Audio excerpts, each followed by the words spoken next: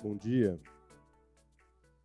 Sejam todos muito bem-vindos à Fonte São Paulo. Prazer receber vocês aqui. Muito bom poder dar sequência nessa série de mensagens que lida exatamente com a canção que nós acabamos de cantar. Nós acabamos de cantar que tudo pertence a Cristo Jesus. Nós acabamos de cantar que não tem nada nesse universo que não pertença a Ele e que a nossa resposta a essa soberania que Ele tem sobre todas as coisas não pode ser diferente da nossa profunda obediência a Ele como Senhor sobre todas as coisas. O texto que nós temos usado como base é o texto de Colossenses capítulo 1, versículos 15 em diante, e nós temos cantado esse verso todo domingo, e nós temos lido todo domingo esse mesmo verso. E cada vez que nós voltamos para ele, nós lembramos que Deus em Cristo Jesus, Ele reconciliou consigo mesmo todas as coisas. Se você observar a expressão todas as coisas nessa passagem, ela acontece para descrever a criação. Observe que todas as coisas foram criadas nos céus e na terra. Todas as coisas, o universo como um todo e em todas as suas partes, pertence à criação de Cristo Jesus. E em função do pecado, da entrada do pecado e a corrupção do projeto da criação estabelecido por Deus, em Cristo Jesus nós encontramos a redenção, a nossa redenção. Nós fomos redimidos em Cristo Jesus. Ele é não somente o nosso Senhor, Ele é o nosso Salvador, Ele é o nosso resgatador. Mas esse Cristo Jesus que morreu na cruz para salvar seres humanos, para salvar a cada um de nós, Ele também reconciliou todas as coisas que foram corrompidas pelo pecado. Como Criador de todas as coisas, Cristo Jesus é o Redentor de todas elas. É por isso que na semana passada nós pudemos falar sobre a arte como algo que é feito por Deus, que parte de Deus, que nasce com o próprio Deus, que Ele coloca sobre toda a sua criação e que mesmo com todas as deturpações do pecado, existe redenção para essa arte, para que possa expressar quem Ele é, que possa expressar o que Ele fala, o que Ele diz através da sua palavra, como uma obra de arte que ela é. E nós já aprendemos que quando nós olhamos para o nosso Senhor e lembramos que Ele é o Redentor de todas as coisas, nós entendemos que isso até mesmo a arte Ele faz. Mas o assunto de hoje é um pouco mais complicado. Nós vamos falar sobre a relação do cristianismo com a política e a relação desses dois tópicos eventualmente colocados em conflito. Ele é um pouco diferente. Diferente do assunto da semana passada, em que nós identificamos que o próprio Deus é a origem e tem toda a preocupação com a arte, a política não é assim. De uma forma completamente diferente daquilo que pertence à criação, o que nós conhecemos como cuidado da cidade ou política, ela não pertence à criação. Ela não pertence ao próprio Deus no sentido que nós observamos na semana passada. A bem da verdade, a política, como nós entendemos como uma forma de governo, organização, estrutura, ele só pode existir e só é necessário a partir da queda. É por causa da inata corrupção do ser humano em buscar nada além do seu próprio desejo, ao seu próprio modo, que nós precisamos nos organizar como sociedade, seja para proteger o homem do homem, seja para favorecer e prosperar a partir das habilidades do ser humano. Nós precisamos de política por causa disso. E é muito difícil falar sobre política dentro da igreja. E são muitas as razões que tornam esse assunto um assunto que não aparece nas igrejas. Em primeiro lugar, nós vimos na nossa história recente, esse é um assunto profundamente divisivo. Nós vimos famílias sendo destruídas por causa de questões partidárias. Nós vimos igrejas sendo divididas e pessoas abandonando a fé por causa de suas convicções e percepções políticas. Nós vimos pessoas que durante a pandemia e antes dela, por extremos e preferências extremas, acabaram por transformar o seu púlpito, ou o púlpito da comunidade, como um palanque político. Nós vimos igrejas incluindo políticos dentro dos seus templos, com microfones nos seus púlpitos, ensinando a comunidade como pensar e o que fazer. Nós vimos pastores dizendo para a igreja como pensar, em quem votar, que partido apoiar. E todas as vezes que o assunto cristianismo e política aparece, nós vemos que esse assunto continua dividindo opiniões. É difícil falar sobre isso na igreja. É difícil porque é um assunto complexo. De maneira geral, o púlpito não serve para a função de ensinar política a ninguém. O púlpito da igreja serve para pregação e exposição das Escrituras. Serve também para instruir os cristãos a viverem no mundo como ele é hoje. Mas é profundamente complexo tocar nesse assunto, porque nós vamos confundir as questões políticas com preferências partidárias. E nós corremos o risco de transformar a Escritura em uma agenda definida para alguém nesse mundo, em alguns dos polos, os dos extremos que nós encontramos. Isso é abominável. Nós não acreditamos nisso e nós não vamos fazer isso. Mas é complexo porque a omissão em tratar de um assunto delicado como esse também não é positiva. Difícil, com certeza é difícil tratar do assunto. Com certeza é um assunto complexo e nós não pretendemos esgotar suas complexidades. Que nós entendemos que esse é um assunto urgente. Por que esse é um assunto urgente para nós?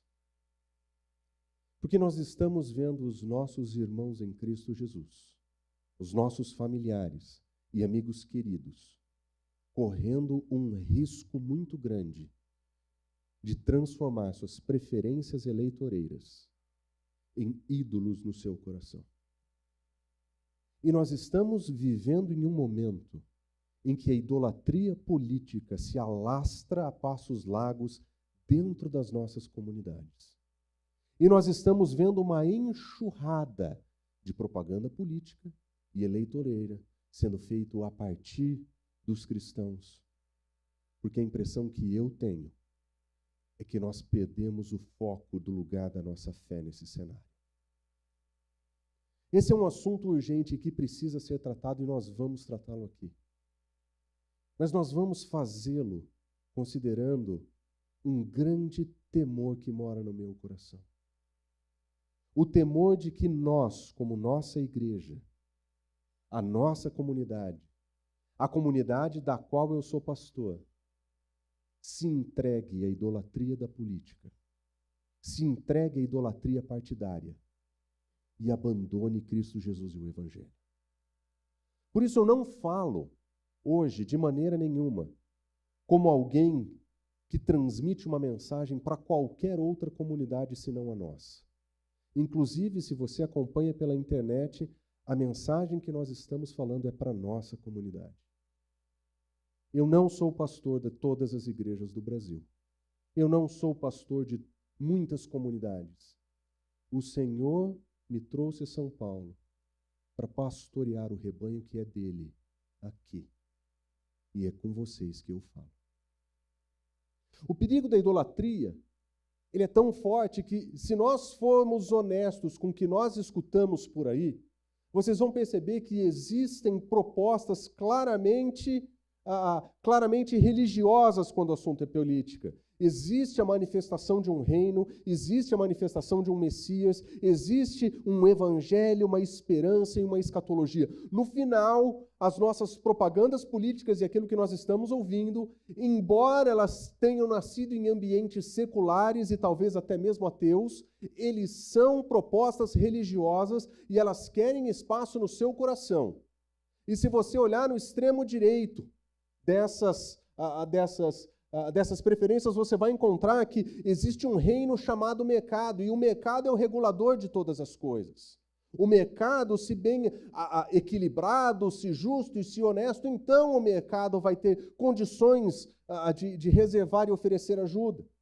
O Messias, nesse contexto, é o capital. Se nós conseguirmos viabilizar o desenvolvimento, o capital pode salvar pessoas, porque a grande tragédia da existência humana é a pobreza. E nós precisamos fazer isso com o evangelho dos valores tradicionais. Os valores tradicionais são a alternativa para fazer com que esse mundo seja melhor.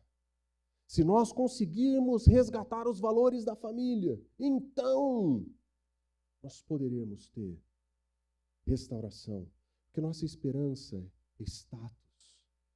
Nossa escatologia é o fim da pobreza. Se você prestar atenção, o secularismo materialista e consumista de uma direita extrema, ela prega para nós não somente ideias, ela prega para nós algo que atende o nosso coração e que quer lugar na nossa idolatria, que quer secar a nossa vida e dominar as nossas convicções. Extrema esquerda não é muito diferente. Existe um Estado para servir como um reino. Existe um representante desse Estado, que geralmente é messiânico. Ele é o único que pode estabelecer a ordem e recompor a paz. Somente esse representante pode trazer aquilo que nós mais ansiamos, que é o evangelho da revolução. Nós vamos transformar a luta entre as classes. Algo que precisa revolucionar as estruturas. Nós precisamos mudar a estrutura da família. Nós precisamos redimensionar os papéis sociais. Nós precisamos transformar as identidades. Porque a esperança é que tudo seja igual, e a igualdade já não é mais exclusivamente econômica, a igualdade de gênero, na pluralidade de todas elas. Nós queremos um evangelho que te dê uma esperança de um mundo muito melhor. Existe uma utopia. No final, onde a verdadeira justiça será estabelecida através do Estado. E talvez você não tenha percebido, mas as propagandas políticas e as propulsões políticas que existem ao nosso redor, eles não querem somente nos ensinar conceitos, eles não querem somente dizer como pensar, eles querem o nosso coração e eles querem a nossa devoção.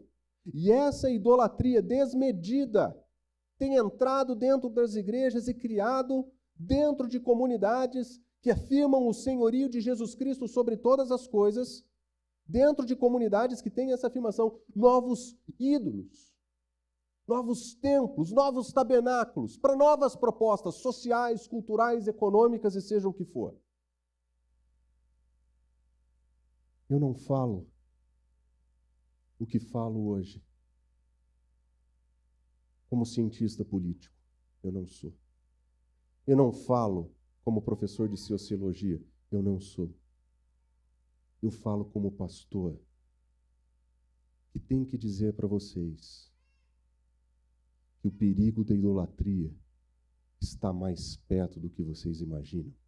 E que se nós sucumbirmos à idolatria do Estado ou do mercado ou de qualquer outra coisa, nós vamos violar o senhorio de Cristo Jesus sobre todas as coisas.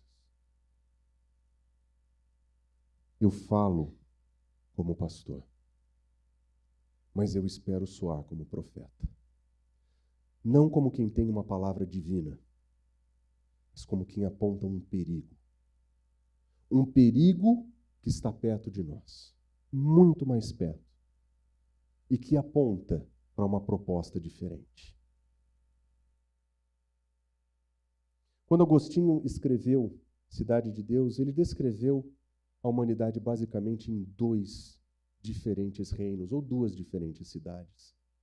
Na cidade dos homens existiam os afazeres dos homens, e na política dos homens existia aquilo que eles precisavam entender como correto, mas na cidade de Deus, onde existiu o verdadeiro senhorio, ali os cristãos eram residentes, e os cristãos não poderiam ser residentes ao mesmo tempo de dois reinos, porque quem tem dois reinos tem dois senhores. Ou eles pertencem à cidade de Deus e vivem na cidade dos homens, ou eles rejeitam o Senhor da cidade. E pensando nesse conceito, Pedro Duce disse o seguinte: o Agostinho mostrou para o Ocidente o que está no núcleo da ação humana, incluindo a política: os comprometimentos do coração. O bem comum e a ação política não dizem respeito a preferências partidárias e ideológicas.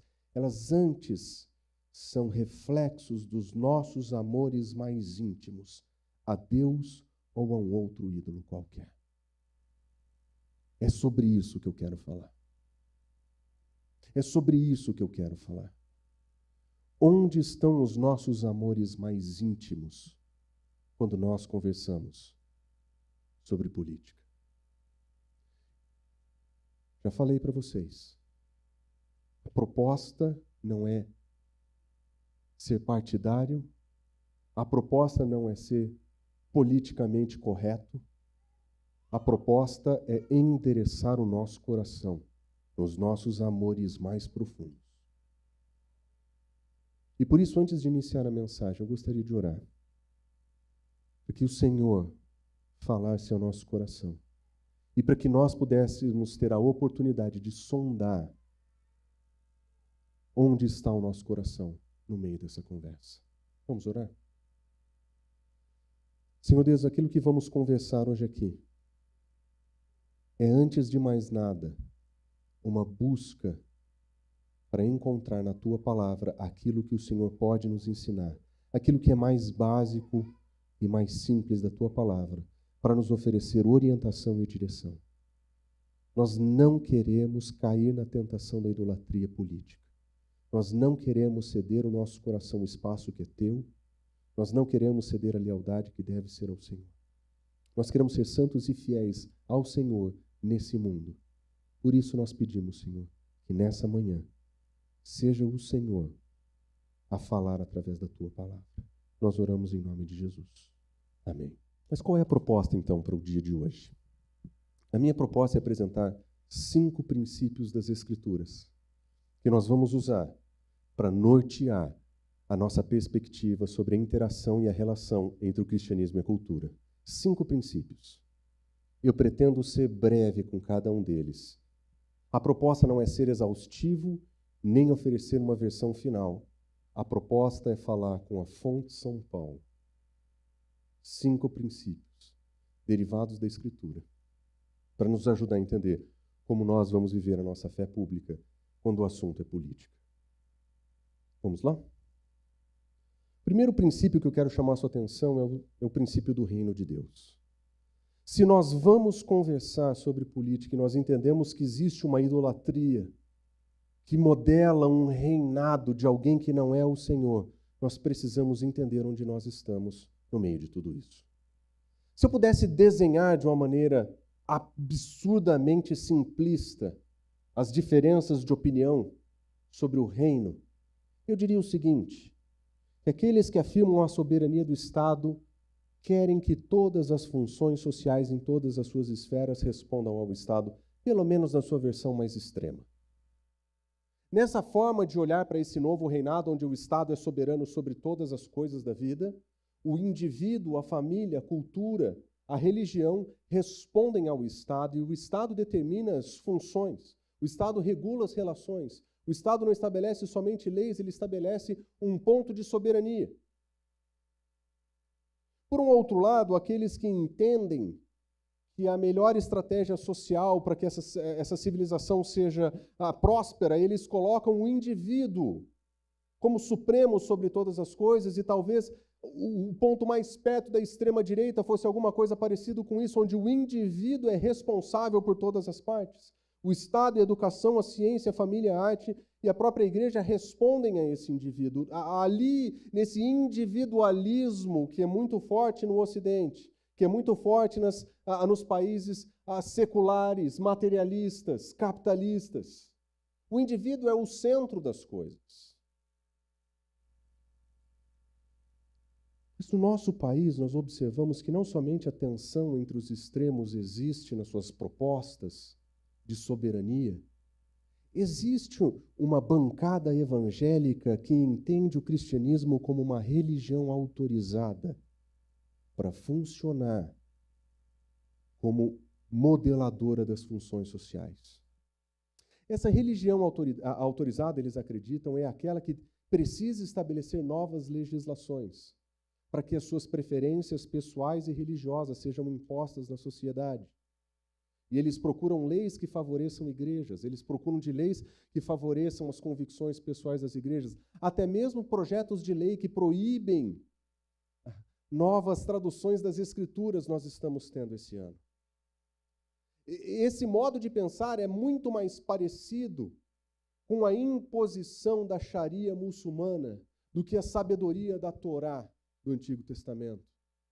Na Torá, o Senhor dizia: eu estou lhes dando esses mandamentos para que as outras nações vejam que vocês são sábios e inteligentes. A Sharia diz, pelo contrário: eu estou dando essas regras para que você as imponha no mundo e todos os outros são infiéis. E esse modo de pensar a respeito do reino coloca a igreja como reguladora das coisas. E muitos dos nossos irmãos realmente acreditam nisso, em particular aqueles que entram na vida pública, pela via da política partidária. Como se a igreja fosse essa religião autorizada. Nós ouvimos sobre isso quando nós escutamos e prestamos atenção nas propagandas, nos comícios, nos showmícios. Essa fusão entre igreja e política,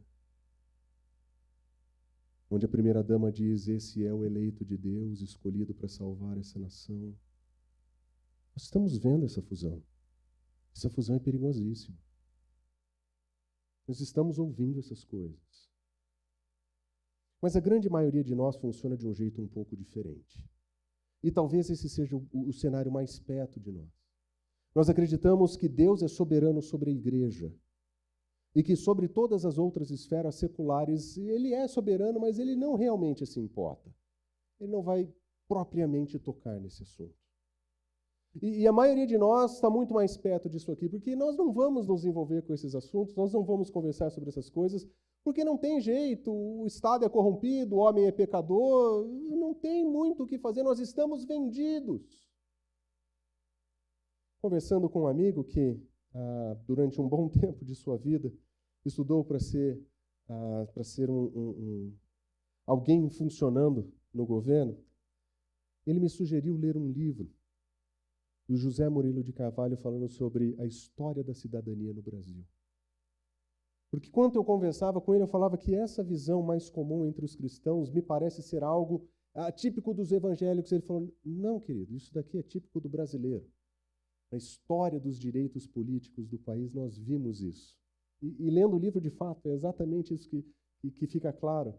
Os desenvolvimentos dos direitos políticos mais acontecem por forças de pequenos grupos ou até mesmo forças externas do que da própria população.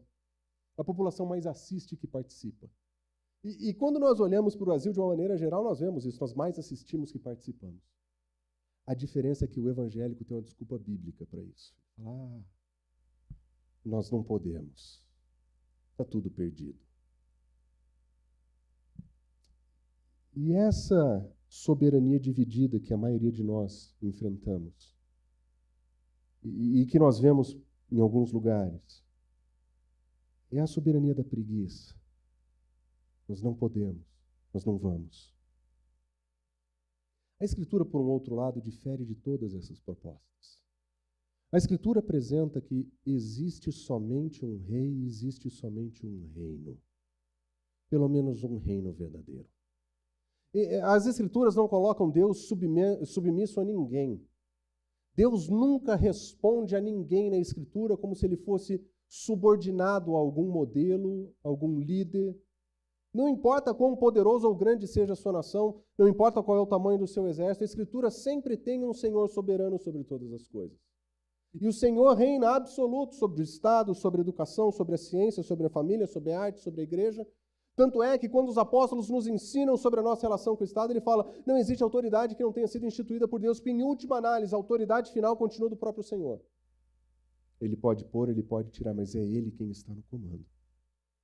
E quando nós olhamos para as Escrituras, nós lembramos o seguinte, que o Senhor, Ele estabeleceu o seu trono nos céus e como rei, Ele domina sobre tudo o que existe. Não existe disputa nas Escrituras sobre quem é o Senhor de todas as coisas. Não existe lugar, não existe espaço, não existe ambiente para se considerar a possibilidade de qualquer outro tipo de senhorio, de qualquer outro tipo de reinado, de qualquer outro tipo de domínio, o que sugere para nós que todas as vezes que nós encontramos um outro reino, um outro rei, um outro propósito, nós encontramos algo que divide aquilo que a Escritura não divide, a soberania de Deus. E ao invés de nós sermos submissos a essa soberania de Deus, nós nos colocamos em um novo lugar, como idólatras, encontrando novos deuses, novos sentidos para a vida e novos propósitos.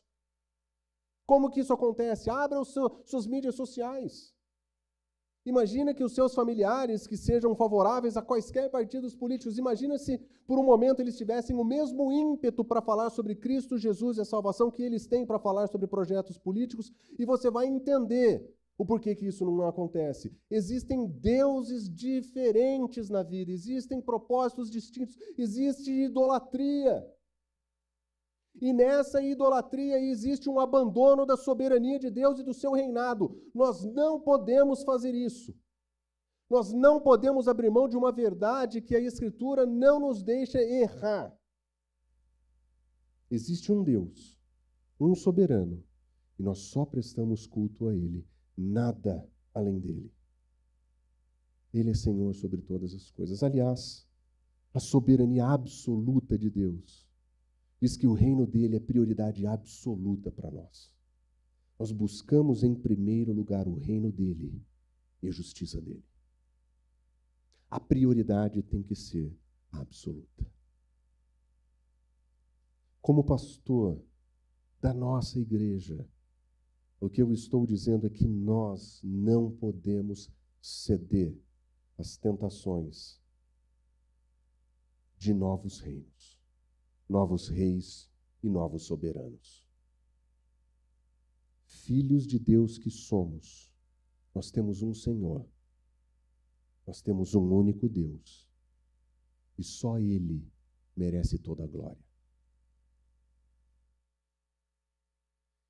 Isso me leva ao segundo ponto. O segundo ponto nesse assunto é, sem sombra de dúvidas, a lealdade que nós temos a esse rei. Onde está a tua lealdade? Se as coisas chegarem em uma situação em que você tem que escolher, onde está a tua lealdade?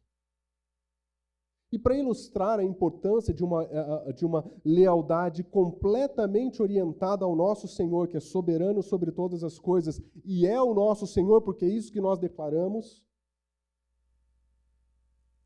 eu gostaria de usar os discípulos como um microcosmo da nossa percepção e da nossa perspectiva do que significa ser leal a Ele. Se você abrir a sua Bíblia nos textos que falam sobre os discípulos, nós vamos perceber que Jesus Cristo ele designou 12 para serem apóstolos com o objetivo de estar com Ele. Quando Cristo Jesus estabeleceu o seu grupo de pessoas a quem Ele mentorearia e fazia deles seus discípulos, o objetivo era que eles estivessem com Ele. Sim, eles seriam enviados para pregar, sim, eles seriam enviados para fazer o que Cristo fazia, mas o objetivo de ser discípulo de Cristo Jesus é estar com Ele. Se você prestar atenção quem são essas pessoas, você vai descobrir que tem pelo menos 4 nessa história, que eles não estariam ali se não fosse por Jesus. 4. E esses 4 indivíduos que eu marco aqui, Tiago, João, Mateus e Simão, eles não seriam amigos por nada na vida. Se você observar, quando Jesus Cristo encontra Tiago e João, o seu irmão, eles estão exatamente no seu momento de fazer negócios. E eles muito provavelmente têm algum tipo de negócio lucrativo. Porque observe que quando Jesus os encontra em Marcos capítulo 1, nós lemos, indo um pouco mais adiante, ele viu num barco Tiago, filho de Zebedeu, e João, seu irmão, preparando as suas redes. Logo os chamou e eles o seguiram, deixando seu pai e os seus empregados no barco. Se você ler as outras vezes que nós encontramos a menção dessa história nas Escrituras, eles tinham um negócio, eles tinham barcos, eles tinham empregados.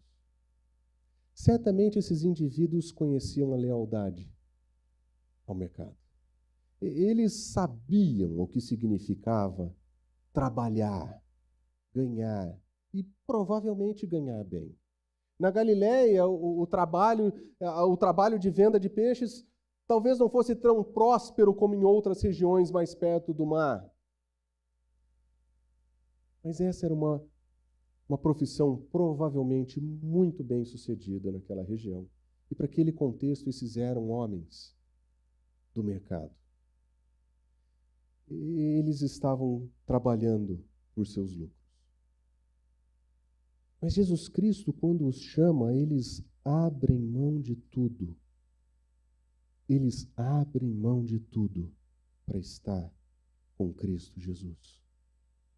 E quando começaram a andar com Cristo Jesus, eles tiveram que ouvir Jesus dizer o seguinte: Jesus olhou ao redor dos seus discípulos e disse: como é difícil para os ricos entrar no reino de Deus. A mensagem de Jesus não era palatável para aqueles que viviam das riquezas ou que se importavam com as riquezas. Jesus era profundamente duro com essas pessoas. Aliás, essa frase de Jesus acontece exatamente quando um jovem rico se sente incapaz de entrar no reino pelos seus próprios méritos. E Jesus querendo dizer, você não pode entrar pelos seus próprios méritos. O garoto entende, eu não posso entrar se eu for rico e eu prefiro ser rico. E ele vai embora. Agora imagina Tiago e João ouvindo Jesus falando isso. Um olha para o outro e fala assim, e aí, cara, você vendeu alguma coisa essa semana? Será que os nossos empregados e os nossos investimentos que ficaram lá atrás estão dando lucro? Porque se tiver, a gente está roubado, parece que não dá para ser rico. Jesus Cristo chama pessoas que tinham sua lealdade ao mercado e para eles ele diz, não tem nenhum outro Senhor aqui, senão somente eu. Mas no grupo de Jesus tinham outras pessoas bem diferentes.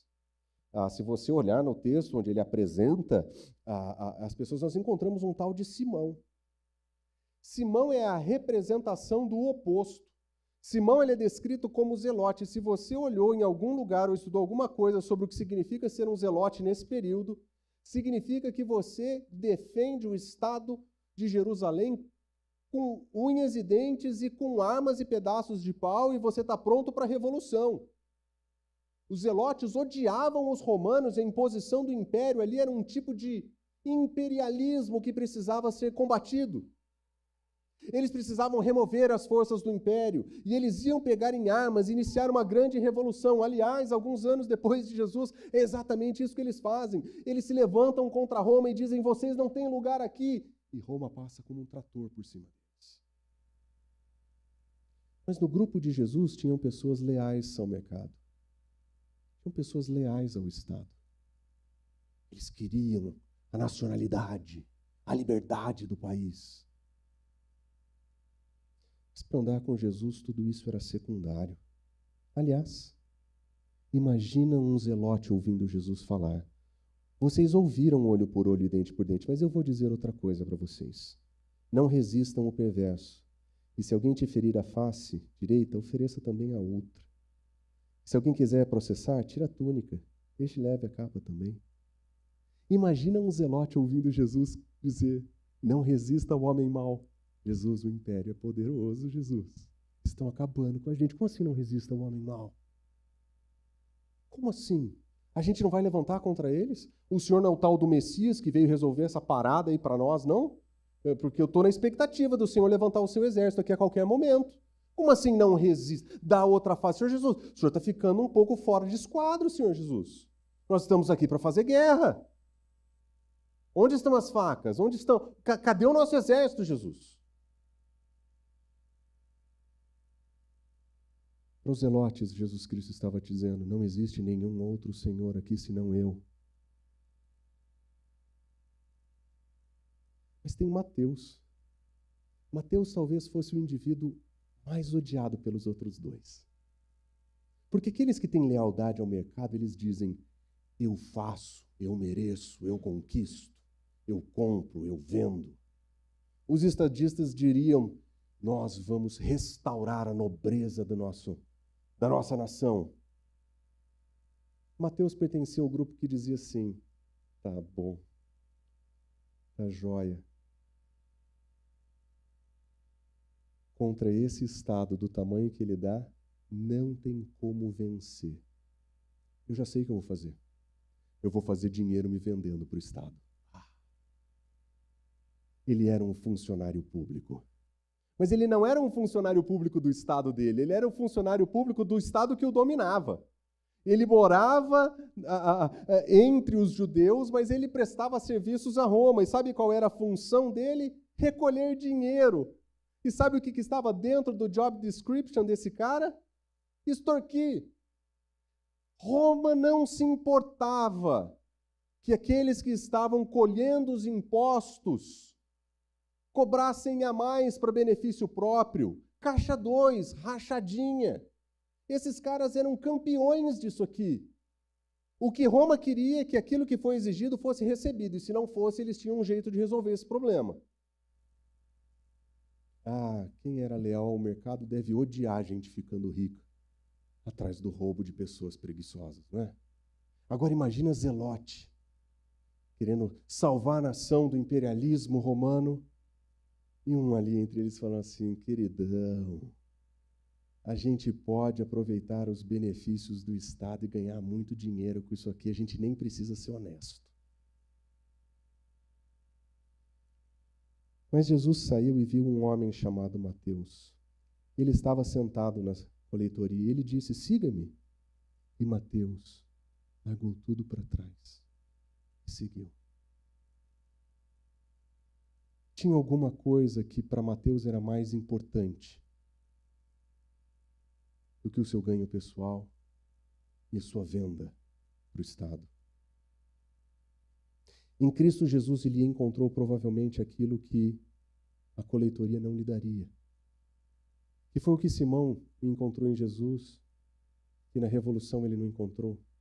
Que foi o que Tiago e João também não encontraram no mercado.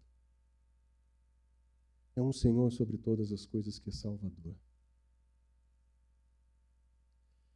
Por isso deve ter sido difícil para esses homens ouvirem Jesus dizer: quem não está comigo é contra mim. Ou vocês andam comigo, ou não tem jeito.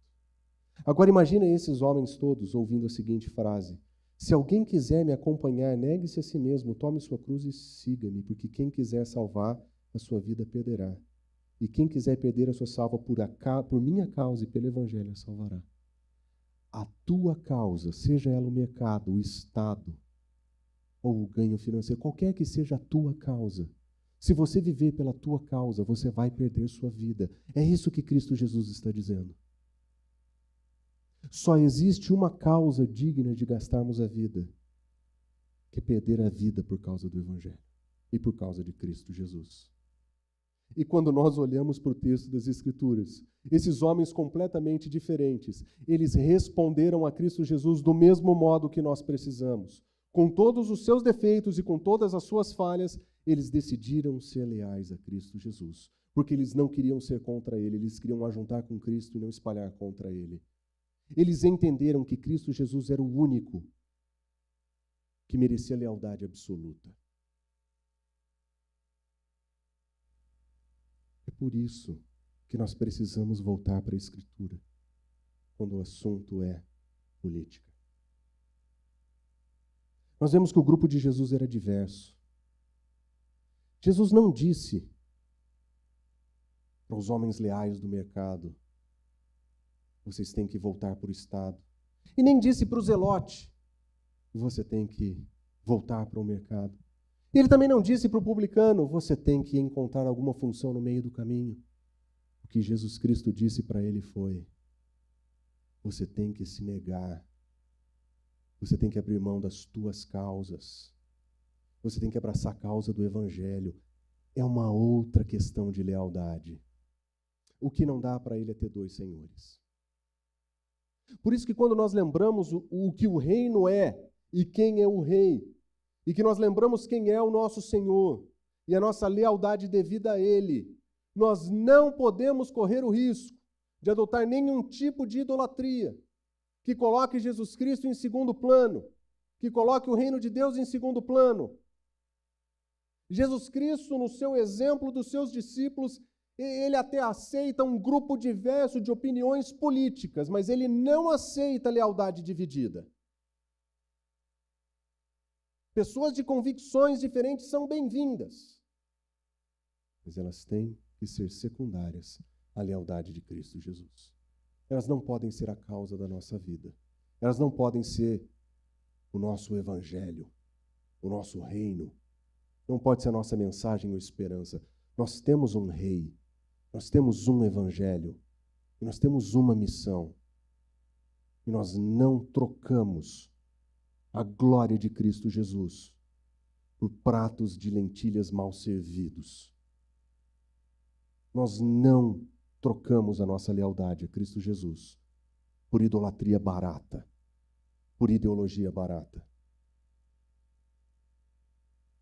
Por isso que nós temos que pensar a respeito da nossa identidade. Esse é o terceiro princípio que eu quero ver com vocês.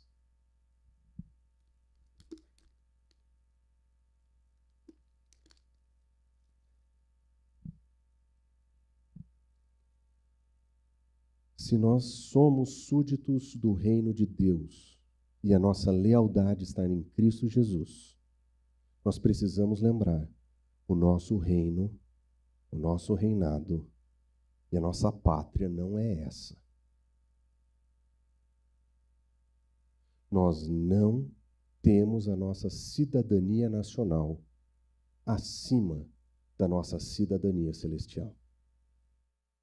Na nossa identidade, nós somos súditos do Rei e nós devemos lealdade exclusiva a Ele. É por isso que as Escrituras eles dizem, amado, eu insisto que vocês como estrangeiros e peregrinos no mundo. O modo como Pedro nos apresenta é que nós somos estrangeiros, nós não pertencemos a esse lugar, nós somos peregrinos, nós estamos de passagem. Nós somos estrangeiros e peregrinos, porque a nossa pátria celestial, é lá que está o nosso compromisso, é lá que está o nosso tesouro. Mas eu quero que você preste atenção no seguinte. Ele diz estrangeiros e peregrinos, ele não diz alienígenas e ETs. Quando nós falamos que nós não somos desse mundo, nós não estamos dizendo que nós somos de Marte. Nós não estamos dizendo que nós pertencemos a um outro mundo e que agora nós estamos numa bolha e nós vivemos nesse reino, nesse reinado, como completamente distintos. Não, olha o que o texto diz, ele diz, vocês são peregrinos no mundo. É aqui que nós somos estrangeiros, mas é aqui que nós ficamos. Inclusive, existe um modo de viver essa peregrinação aqui. A peregrinação não é a peregrinação da fuga. Olha, vocês são peregrinos, então vamos sair daqui. Vamos criar um mosteiro, vamos sair da cidade. Não é isso. E ele está escrevendo isso para aqueles que estão sendo massacrados pelo império. Esse grupo de pessoas está sendo atropelada pelo império, sendo morta pelo império. E Pedro não está dizendo, façam mosteiros, fujam da cidade. Não! Ele diz, olha, a nossa pátria não é daqui, nós somos estrangeiros e nós estamos de passagem. Mas a nossa vida é aqui. E ele diz, inclusive aqui, enquanto você estiver aqui, faz algumas coisinhas, por favor. Abstenham dos desejos carnais que guerreiam contra a sua alma. Ou seja, não é hora de dar vazão à carnalidade. Temos uma ética a honrar. E ele continua dizendo, vivam entre os pagãos de maneira exemplar. Nós somos peregrinos, mas nós somos cidadãos. Nós estamos aqui, nós pertencemos a essa realidade. Esse é o nosso mundo, só tem esse aqui. Nós estamos vivendo com os dois pés nesse mundo aqui. Nós estamos de joelho nesse mundo na expectativa de um outro. E quando o Senhor voltar, Ele vai trazer, porque essa é a nossa esperança. Mas enquanto nós estamos aqui, nós temos que ser exemplares. E o nosso modo de ser exemplar tem que ser de tal forma que o texto diz, para que mesmo que eles nos acusem de mal, eles vejam as boas obras que nós praticamos e eles glorifiquem a Deus. Mesmo quando perseguidos, acusados, mentidos, caluniados, eles têm a chance de ver as coisas boas que nós fazemos. A nossa identidade, ela não pode ser uma desculpa para a nossa omissão. Na verdade, a nossa identidade em Cristo Jesus, a nossa pátria celestial, nos coloca com os dois pés nesse mundo para mostrar quem é o verdadeiro Senhor de todas as coisas, a quem nós temos lealdade absoluta. É aqui que nós temos que fazer isso. É aqui que a nossa voz tem que ser ouvida, porque a voz do Evangelho é uma voz profundamente ofensiva à política de qualquer lugar e de qualquer período. Os cristãos, quando se levantaram em Jerusalém, eles foram perseguidos e mortos. O cerne religioso daquela comunidade não permitia a voz do Evangelho ali dentro. Ia contra o senso de autoridade, ia contra o senso de domínio e soberania. Eles não podiam falar o que falavam, eles não podiam viver o que viviam ali. Aquilo era uma afronta ao Estado, era uma afronta àquela nação. E eles foram perseguidos e mortos e expulsos. Em Atenas, quando eles chegaram, o cerne intelectual, a sabedoria, eles foram chamados de tolos. Eles foram rejeitados. Diante da grandeza da sabedoria ateniense, Os filósofos olharam para a mensagem do Evangelho e disseram: o que esse homem, Paulo, está tagarelando aqui? Essas bobeiras que ele ensina. E Paulo fala, a nossa mensagem para os coríntios, a nossa mensagem é loucura. É loucura para esse mundo.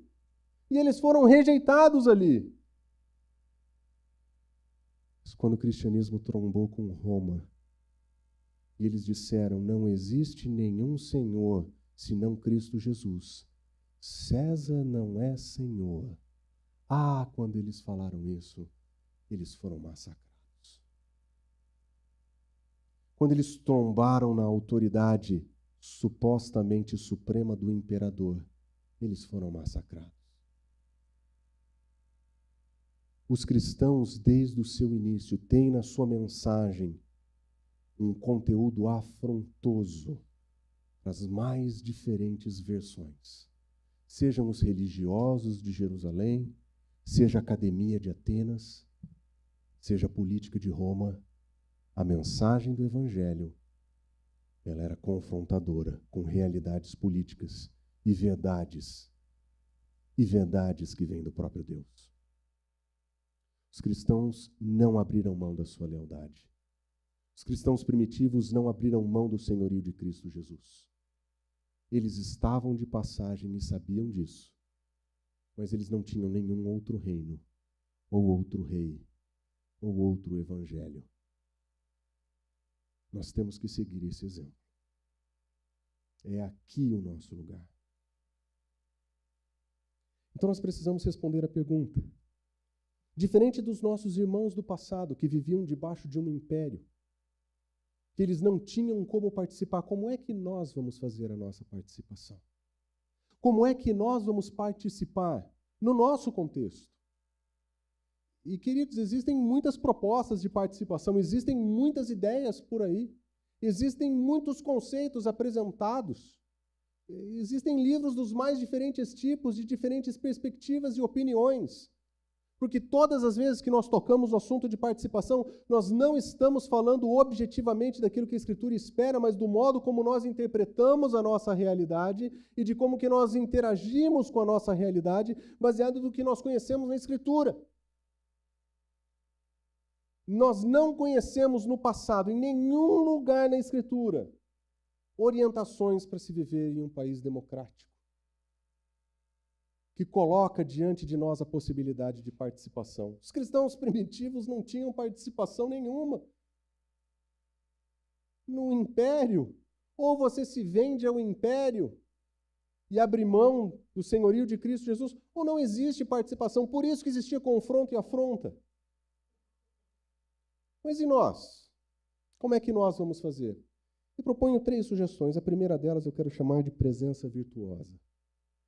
Nós precisamos aprender a viver virtudes bíblicas. Se você voltar para 2 Pedro, você vai encontrar que a fé em Cristo Jesus precisa receber o acréscimo da virtude, não para a salvação, mas para a manifestação dessa fé no mundo, nós precisamos de virtudes. E a lista de virtudes que ele apresenta nesse texto é fantástica. Ele diz conhecimento, domínio próprio, perseverança, piedade, fraternidade e amor.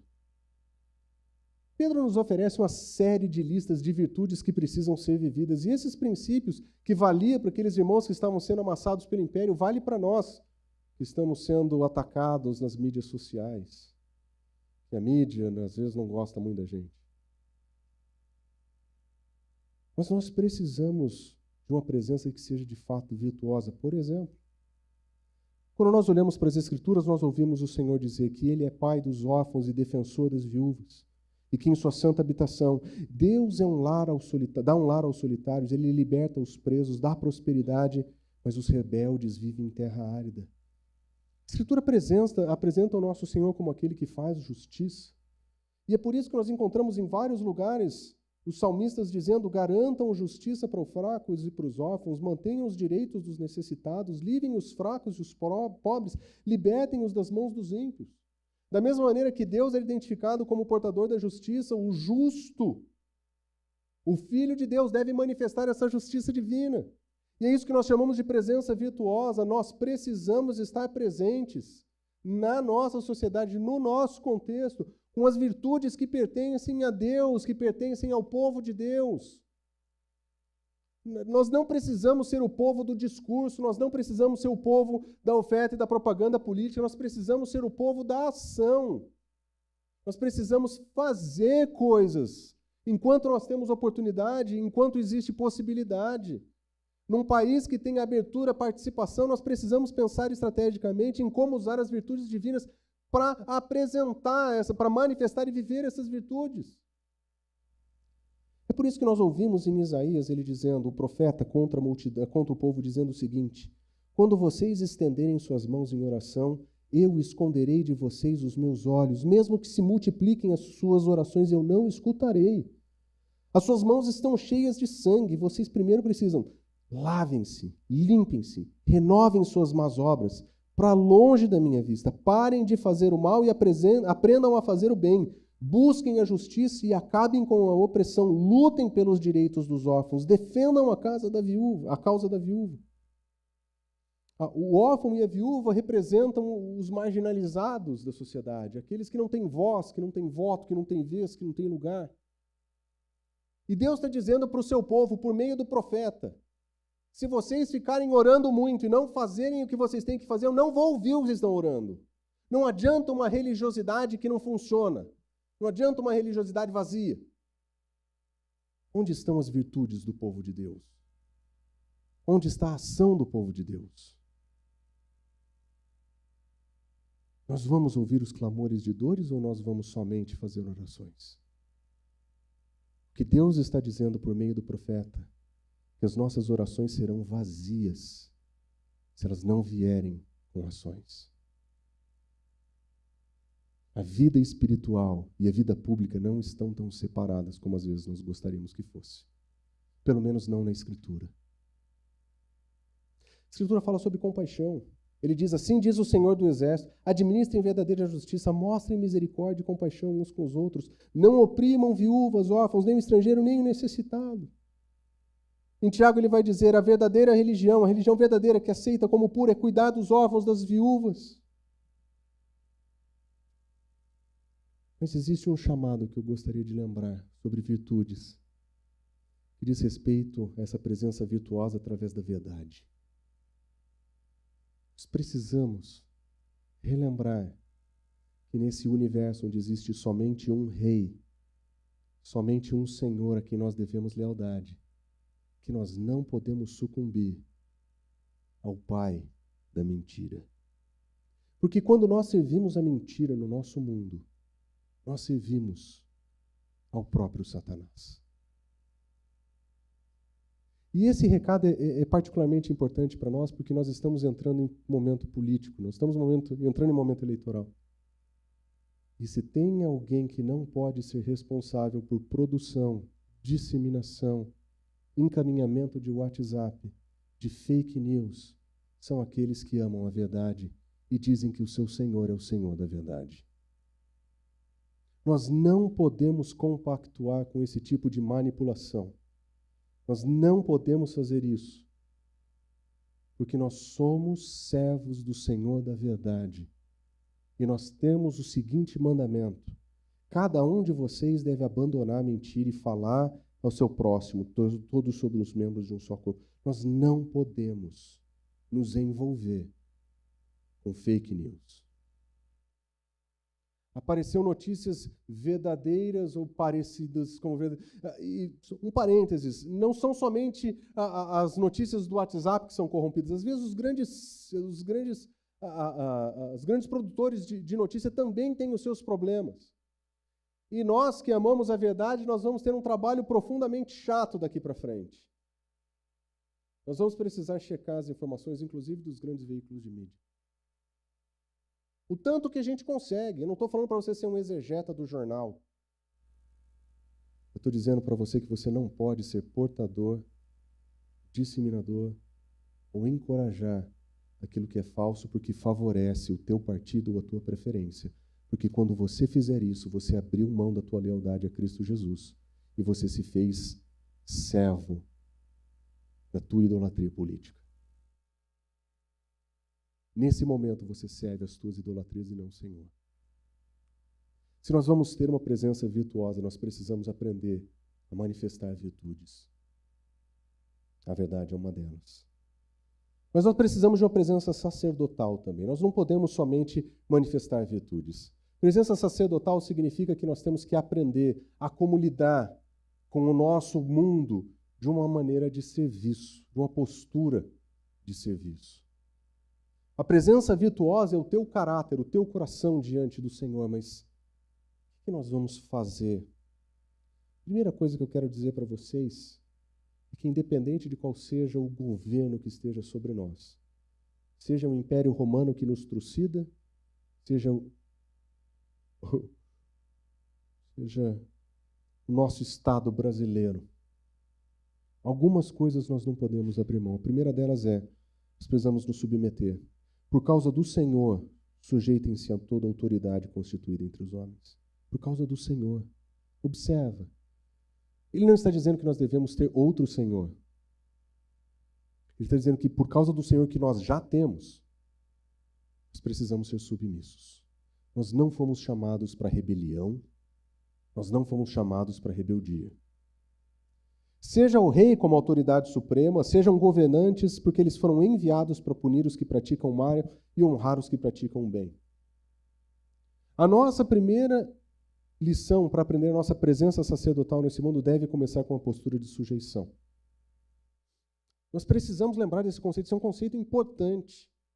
Nós temos a tendência de achar que, porque nós não concordamos com o Estado, ou nós não concordamos com o atual presidente, ou nós não concordamos com o atual STF, de que nós estamos à margem do Estado e vivemos como quisermos. Não!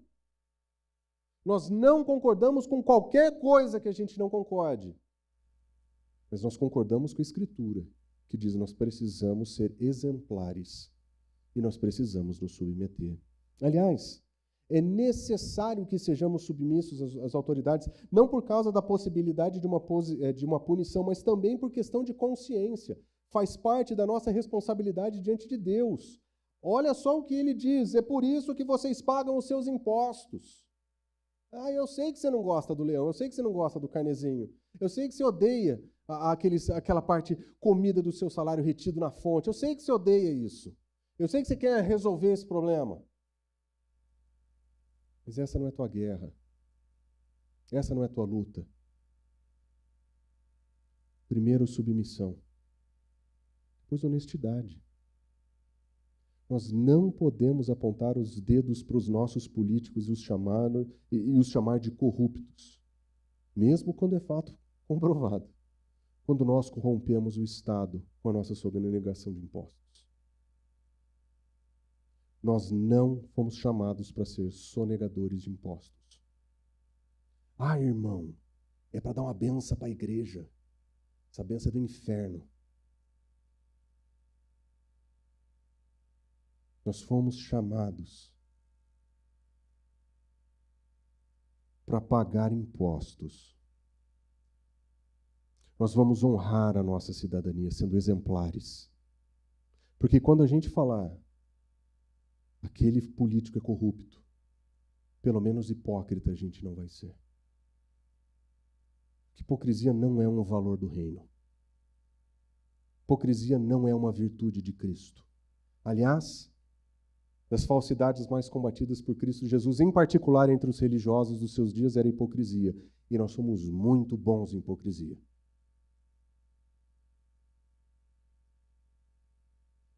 Tratem a todos com devido respeito, amem os irmãos, temam a Deus e honrem o rei. Nós devemos honra àqueles que nos governam.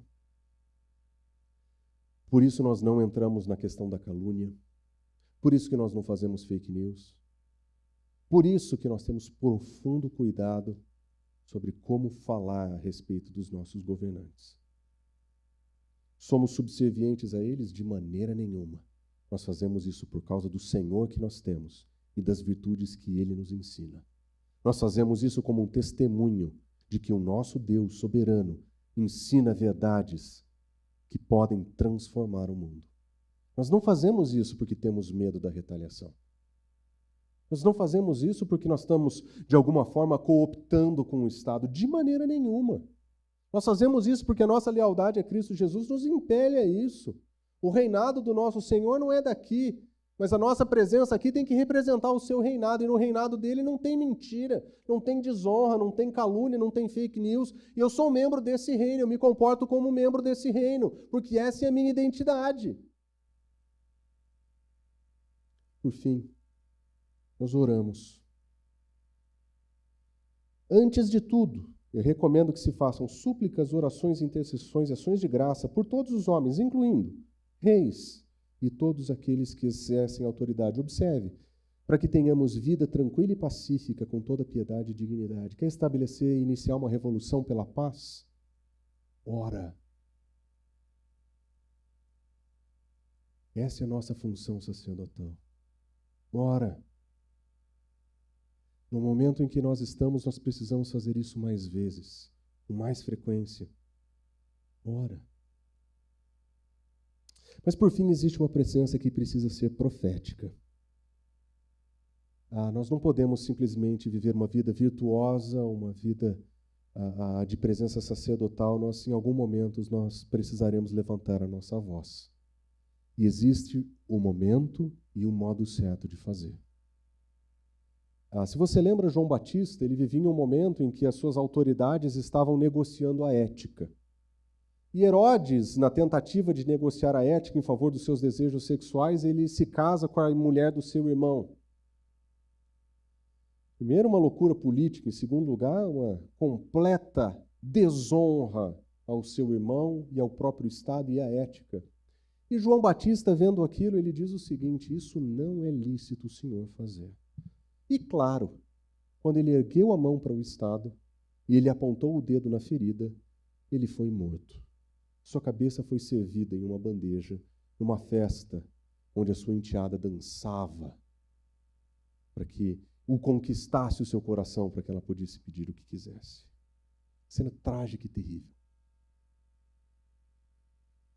Mas aquele Jesus Cristo que nós conhecemos que era manso e humilde, que é o nosso Senhor e que modela as nossas virtudes, ele é o mesmo que diz: vamos dizer aquela raposa, Herodes, se ele quiser me encontrar, por 3 dias eu estou aqui, depois ele pode vir.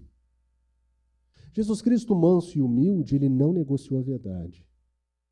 Manso e humilde, que ensinou a não oferecer, para oferecer o outro lado quando alguém lhe batesse, ele também sabia se levantar com a voz adequada. Ele sabia confrontar quando as coisas estavam erradas. Aliás, era ele que falava para os líderes religiosos: raça de víboras. Jesus Cristo tombou nessas pessoas. Jesus Cristo confrontou os seus erros. Jesus Cristo confrontou os seus problemas. É evidente que pouco tempo depois disso ele foi morto por essas mesmas autoridades a quem ele confrontou. Se puder, ele entrou no templo, expulsou todo mundo. Ele disse que tinha um reino maior que esse. Ele disse que tinha uma mensagem maior. Ele foi uma afronta para o Estado e foi morto pelo Estado. Mas a presença profética estava aqui no exemplo de Cristo. Nós já olhamos alguns dos profetas, inclusive, que diziam para a nação: vocês precisam fazer o justo, aprender a fazer o bem. E se nós estamos vivendo de maneira virtuosa, e se nós estamos vivendo de maneira sacerdotal, então nós podemos dizer: isso não te é lícito. Porque, como modelos exemplares de cidadania, nós poderemos olhar para aqueles que não são e dizer: isso está errado. E me surpreende um pouco que os nossos irmãos têm muita dificuldade de fazer isso contra suas próprias preferências políticas.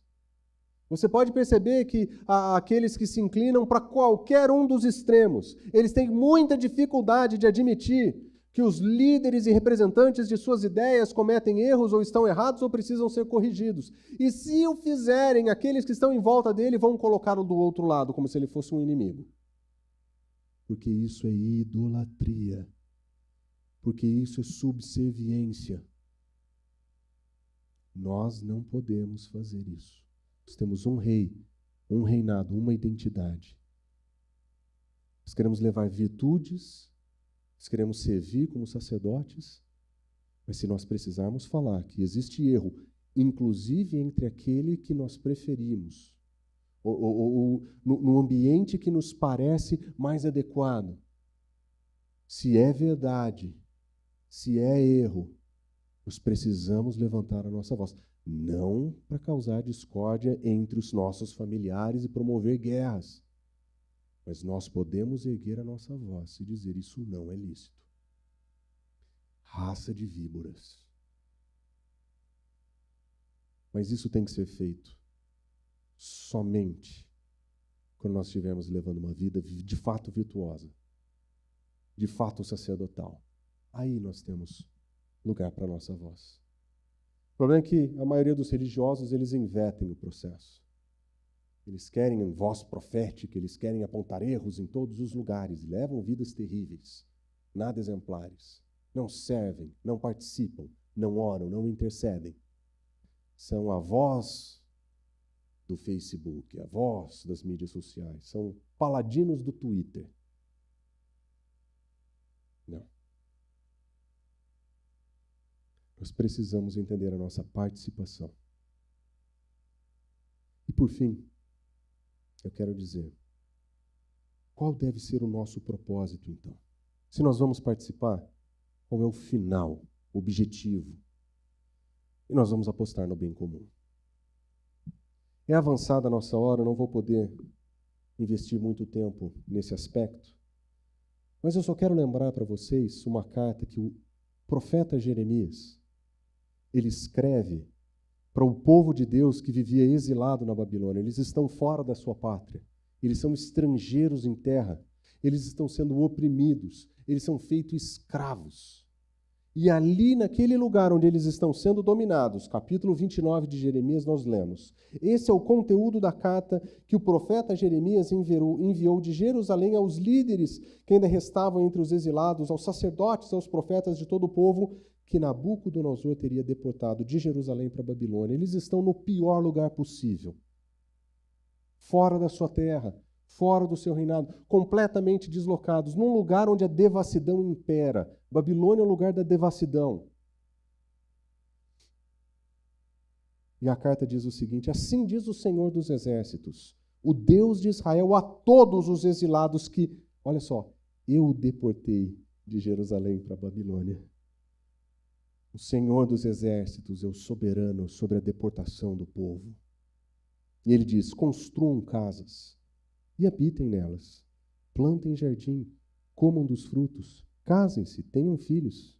Escolham mulheres para se casar com seus filhos. Deem suas filhas em casamento para que tenham filhos e filhas. Multipliquem-se, não diminuam. Vocês estão na Babilônia, no lugar mais horrível para se estar. Mas estabeleçam uma vida familiar ali. Estabeleçam suas casas, façam dali a sua moradia. Plantem jardins. Jardins não são essenciais para a sobrevivência, mas servem a cidade, servem as pessoas. Vivam para o bem comum dentro da Babilônia. E ele continua dizendo: busquem a prosperidade da cidade para a qual os deportei e orem ao Senhor em favor dela, porque a prosperidade de vocês depende da prosperidade dela. Sejam santos no mundo onde vocês estão. Vivam para o bem comum. Orem por essa cidade, porque o bem-estar de vocês depende disso. Babilônia. Povo deportado.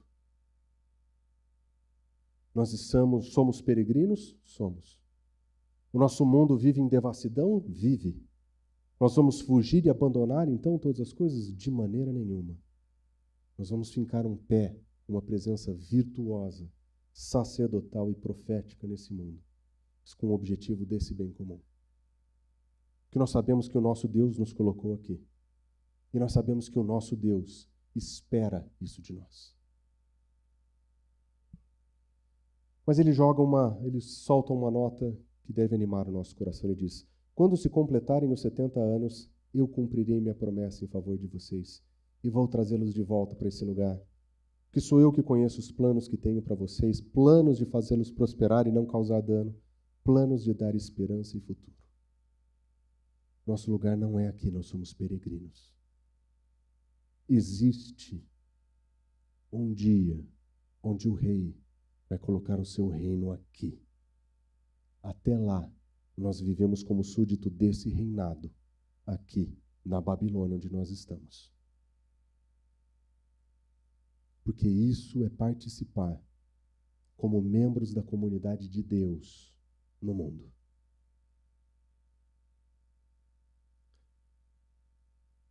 Isso vai resolver todos os problemas?